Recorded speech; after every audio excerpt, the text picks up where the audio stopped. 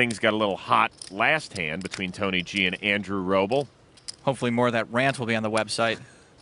Roble raising ace-jack to 2,500. One card is possible.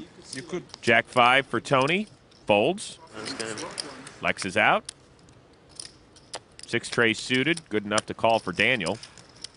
Queen Jack for Alan Barry, who folds. It's a little tight, but he is dominated. And Reynolds folds. Also tight. Both guys were out of position to the razor. I'm very unhappy right now. I'm not going to be able to sleep until after this episode comes out. Check. Negreanu checks a flush draw following the flop. And I guess that is an achievement. Roble bets 4,000 with top pair. He's making Daniel pay to draw. And Daniel will. Daniel trying to chase that spade. The turn, the 10 of diamonds. Roble picks up a straight draw. Daniel misses. Action on Negreanu. Looks like we're going to see a semi-bluff. Bets 8,500.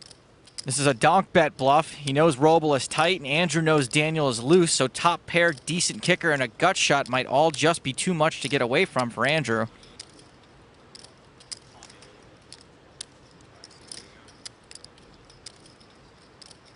Roble calls. We all know Roble's tight rep. Daniel can't like that call unless he sees a spade.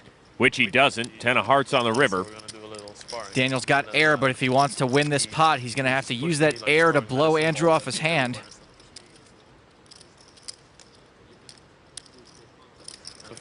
Action on Negreanu. That's 18-5. 3-10s is a tough bluff to pull off, so Daniel is most likely trying to rep a big ace or maybe a straight. His bet is designed to bluff Roble off a king, maybe. I don't think Daniel thinks he could get Roble to fold a big ace, though. I was so crushed after that final. I could cry.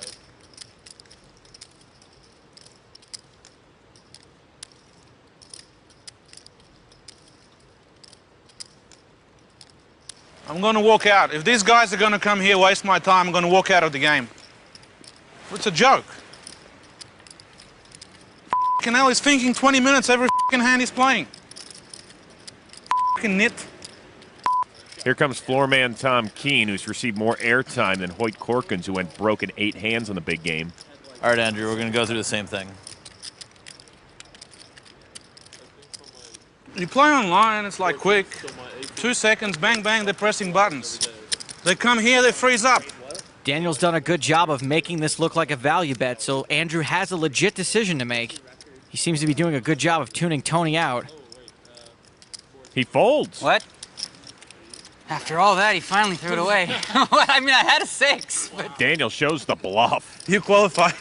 I was so happy you called the clock, Tony. High five for the assist there, just in case. I don't think he had anything, and he had to move in himself. That's the first bluff that's worked for me in, like, I don't know how long. How many in a row have I tried?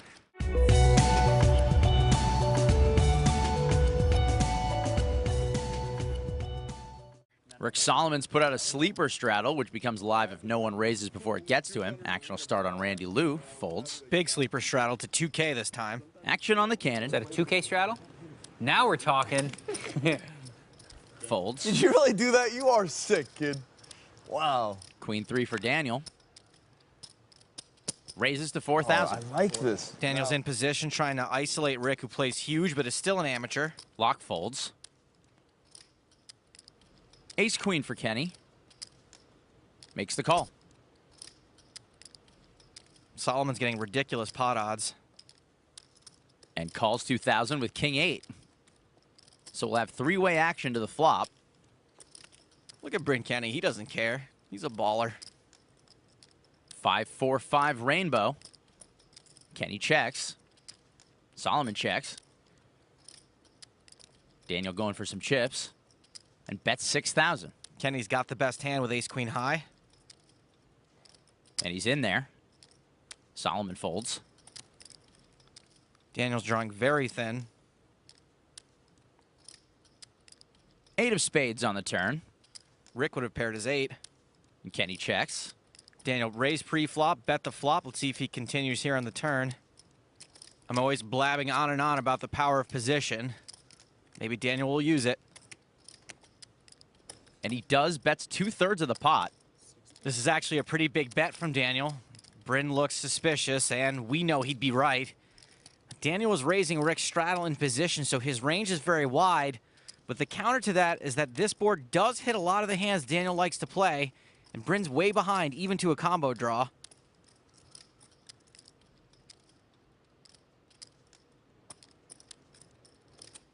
He's going to make the call. Don't look now, but our first pot of the night is getting pretty big. To the river. Deuce of hearts, big brick. And Kenny checks. We don't see a 3-barrel bluff from Daniel too often. Bryn's been pretty stubborn. I'm not even sure one would work.